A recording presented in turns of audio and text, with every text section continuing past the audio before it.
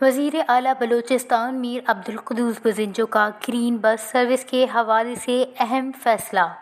Chief secretary Balochistan کو صوبائی دارالحکومت میں 3 ماہ میں گرین بس سروس کے آغاز کو یقینی بنانے کی ہدایت کر دی گئی۔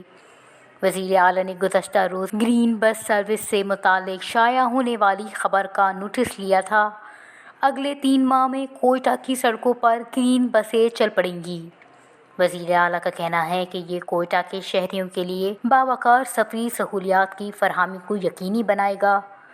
سریاب روڈ کی چوڑائی اور تعمیر رواں سال مئی تک مکمل کی جائے گی۔ سریاب روڈ کی تعمیر اور دیگر منصوبے بہت کم وقت میں مکمل ہوں گے۔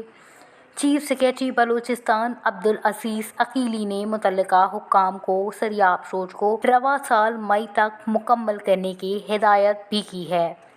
وزیر اعلیٰ بلوچستان نے بسوں کو فعال بنانے کی سختی سے ہدایت کی ہے۔ گزشتہ حکومت نے گرین بسوں کے آغاز کے حوالے سے مناسب فیزیبلٹی رپورٹ تیار نہیں کی تھی۔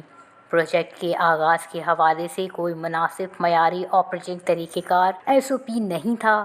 محکمہ ٹرانسپورٹ بلوچستان نے پہلے مرحلے میں بلیلی اور سریاب تک سروس چلانے کے لیے ابتدائی طور پر 8 بسیں خریدیں۔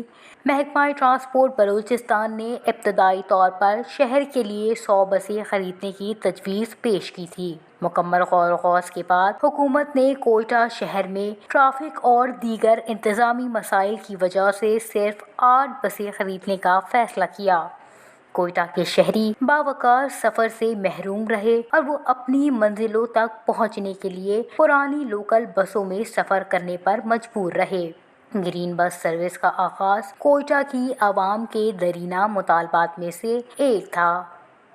وش نیوز، کوئٹہ۔